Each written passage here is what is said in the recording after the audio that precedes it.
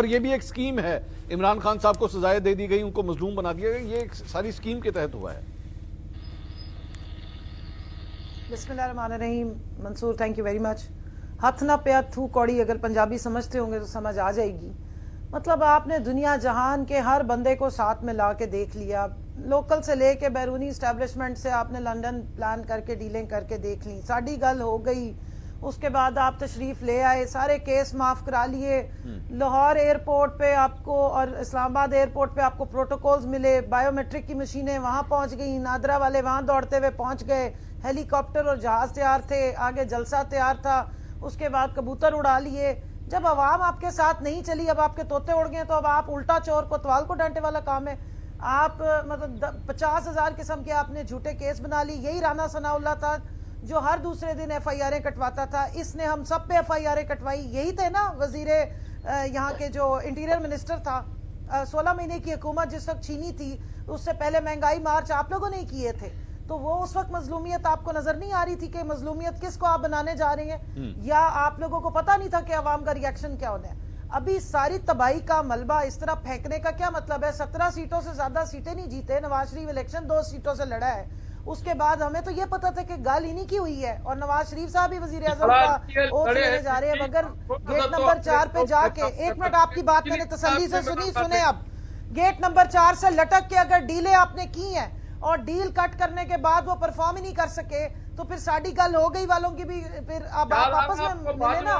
یہ تھوڑی ہے کہ اب آپ پھر ہمارے اوپر سارا ملبہ ڈالیں۔ صبر سے سنیں، میں نے سنی آپ کی پوری بات۔ ہم 2 سالوں سے آپ کے سارے ڈرامے تماشے اور آپ کی سازشیں بھگت رہے ہیں، اب آپ کو بھاگنے نہیں دے گی یہ عوام۔ اب آپ برے پھنسے ہیں، کیونکہ آپ جب آتے ہیں، یہ نون لیگ کی حکومت جب آتی ہے اس ملک پہ قہر نازل کرتی ہے۔ ابھی تو آپ نے صرف روٹی اور ڈیزل اور پیٹرول کا سوال پوچھا، میں یہاں دوسرا سوال اٹھاتی ہوں، روٹی بنتی کس چیز سے ہے؟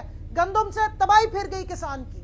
میرا تعلق بھاولپور سے ہے، احمد پور شرکیہ میں اس وقت سارے فصل رکھ کے جو چھوٹا کسان ہے وہ رو رہا ہے، بد دعائیں دے رہا ہے ان کو، عوام ان کو بد دعائیں دے رہی۔ 3900 روپیز انہوں نے ابھی تک کوئی پرماننٹ وہ فکس نہیں کی ہے گندم کی قیمت۔ 3200-3300 روپے میں بھی گندم نہیں مل رہی ہے، لوگوں کی کھڑی فصلوں پہ بارش ہوئی ہے۔ باردانے کے لیے ابھی آن لائن کہہ رہی جی 13 اپریل کے بعد دینا شروع کریں گے، آپ اپلائی کر لیں۔ 22 اپریل کے بعد جی پروکیورمنٹ شروع ہوگی۔ مجھے بتائیں آپ نے یہاں قحط سالی کروانی ہے یا فاقہ کروانا ہے اس ملک میں؟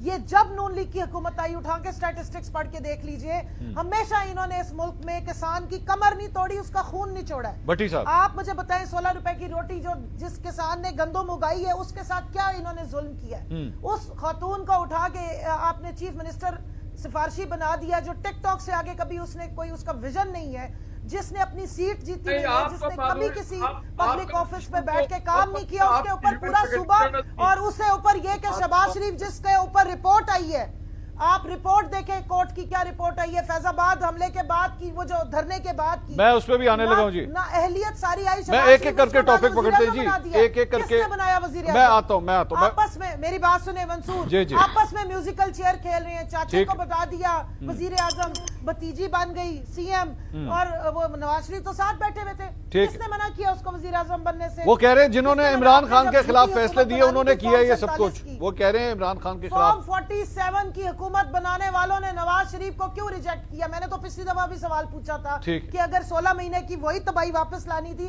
تو پھر اس بیچارے کی پلیٹلیٹس کس کس آ کے اس کو کیوں لے کر؟ میں آتا ہوں جی، میں آتا ہوں ذرا ارشاد بھٹی صاحب کے پاس جانے دے، وہ بھٹی صاحب ویٹ کر رہے ہیں۔ بھٹی صاحب، عزو منتشا و تو ذل و منتشا، اس کو اللہ کی لاٹھی کہتے ہیں۔ اللہ کی